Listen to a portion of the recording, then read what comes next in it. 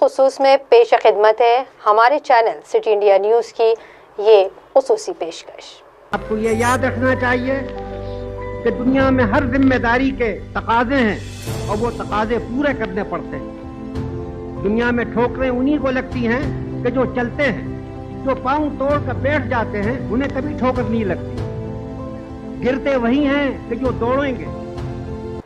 قیام پاکستان کے بعد مجاہد آزادی مولانا ابوالکلام آزاد نے دہلی کی جامع مسجد میں مسلمانوں سے خطاب کرتے ہوئے جو بات کہی تھی وہ سب کچھ سچ ہوا اور آج بھی ہو رہا ہے۔ پاکستان کے قیام کا صرف ایک ہی نتیجہ نکلا ہے اور وہ یہ ہے کہ برصغیر میں مسلمانوں کی حیثیت کمزور ہو کر رہ گئی ہے۔ یہ ہندوستان میں رہ جانے والے کروڑوں مسلمان جو فاشسٹ طاقتوں کے منصوبہ بند سازشوں کا شکار ہوئے ہیں، ان کی پاکستان میں بسنے والے مسلمان ان کی کوئی بھی مدد نہ کر سکیں گے اور اسی طرح سے پاکستان میں بسنے والے مسلمان معاشرتی اور اقتصادی کمزوری اور سیاسی پسماندگی کا شکار رہیں گے۔ اس طرح ہندوستان میں بسنے والے مسلمان ان کی کوئی مدد نہ کر سکیں گے۔ کیا یہ بات غور کرنے کی نہیں ہے کہ جب تقسیم کی بنیاد ہی ہندو اور مسلمان کی عداوت پر رکھی گئی تھی تو پاکستان کے قیام سے یہ ایک آئینی شکل اختیار کر گئی ہے اور اس کا حل اب اور زیادہ مشکل ہو گیا ہے۔ اس طرح یہ دونوں ملک خوف و ہراس کے تحت اپنے اپنے ملک کے فوجی اخراجات بڑھانے پر مجبور رہیں گے اور معاشی ترقی سے محروم ہوتے چلے جائیں گے۔ قیام پاکستان کے بعد مجاہد آزادی مولانا آزاد نے دہلی کی جامع مسجد میں مسلمانوں سے خطاب کرتے ہوئے یہ بات کہی تھی اور اس کو سننے کے بعد ایسا لگتا ہے جیسے انہیں آنے والے دن بالکل صاف دکھائی دے رہے تھے۔ جو انہوں نے کہا تھا وہ سب کچھ ہوا ہے اور آج بھی ہو رہا ہے۔ مولانا ابوالکلام آزاد کی شخصیت کا احاطہ کرنا کچھ ایسا ہے جیسے کسی سمندر کی حد بندی کرنا۔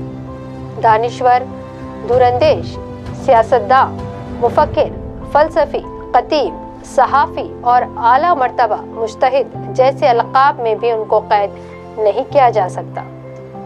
مولانا نے صرف ہندوستان کی آزادی میں اہم کردار ادا نہیں کیا بلکہ آزادی کے بعد وزیر تعلیم کی حیثیت سے انہوں نے ملک کی تعمیر میں اپنے انمٹ نقوش چھوڑے ہیں۔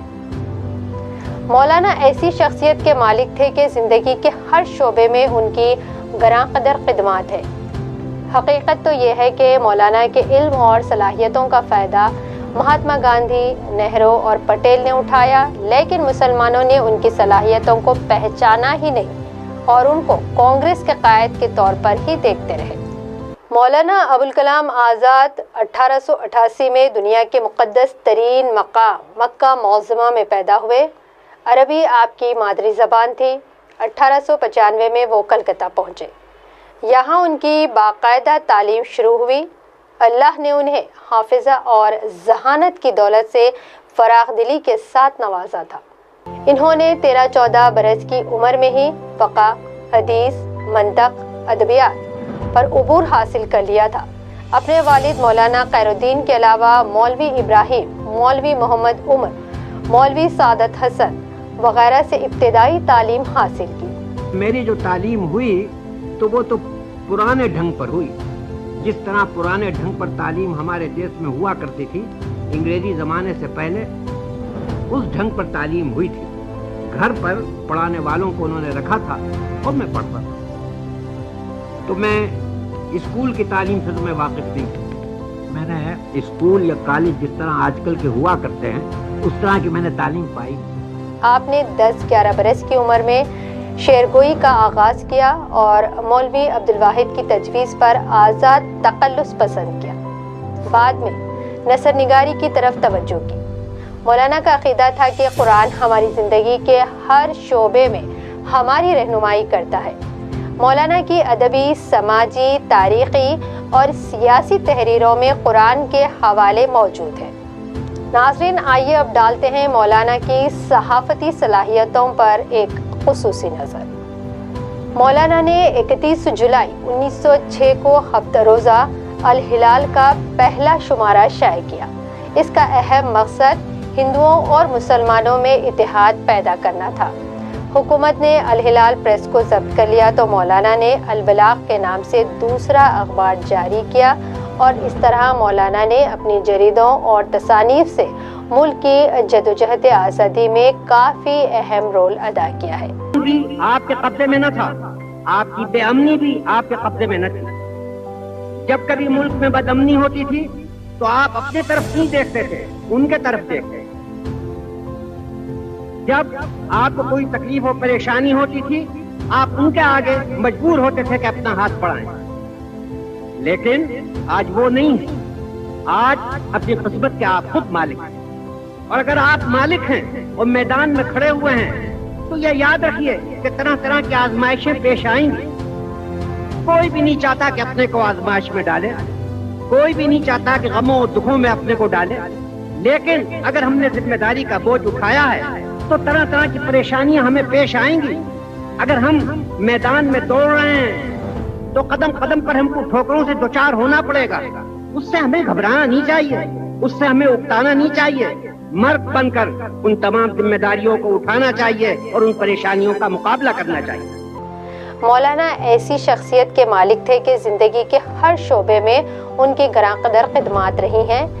مولانا ابوالکلام آزاد ایک سچے محب وطن تھے اور انہوں نے ملک کی آزادی میں مہاتما گاندھی اور اس وقت کے صف اول کے سیاسی رہنماؤں کے شانہ بشانہ کام کیا ہے۔ تحریک خلافت کی مہاتما گاندھی کی تائید نے اس وقت مولانا کے دل پر کافی گہرا اثر کیا، جس کی وجہ سے وہ گاندھی جی کے کافی قریب ہو گئے۔ تحریک عدم تعاون، ہندوستان چھوڑ دو تحریک اور دیگر ستیہ میں مولانا نے بہت ہی بڑھ چڑھ کر حصہ لیا، جس کی وجہ سے سارے ملک میں مولانا کو منفرد مقام حاصل ہوا۔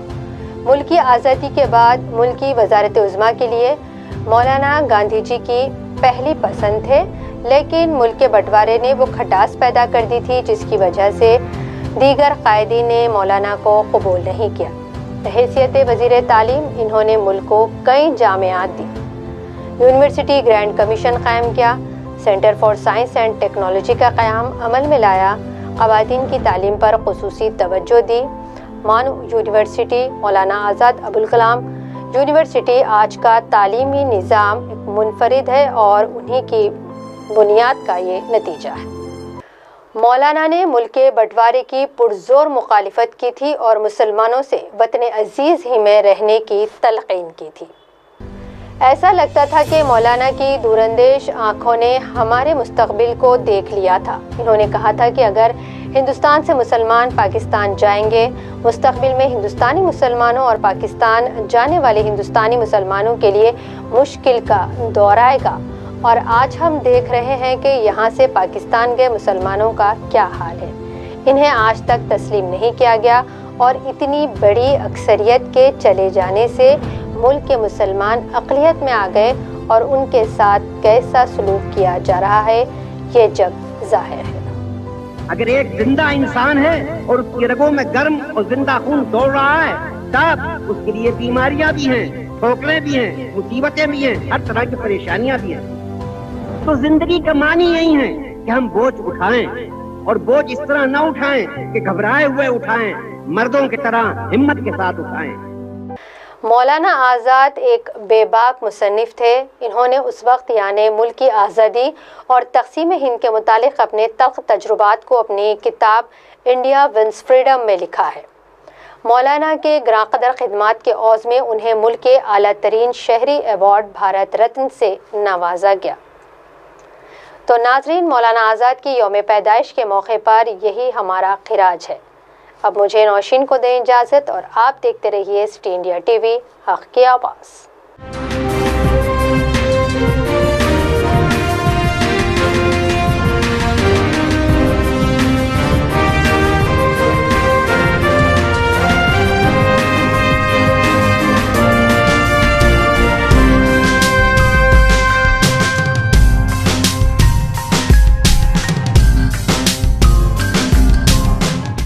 دوستو، اگر آپ کو ہماری نیوز اور انٹرٹینمنٹ تمام پروگرام پسند آتے ہیں تو پھر لائک کریں، شیئر کریں اور سبسکرائب کریں، اور ہاں، بیل آئیکن دبانا نہ بھولیں ताकि आप हमारी हर न्यूज़ और हर इंटरटेनमेंट प्रोग्राम से अपडेट रहें।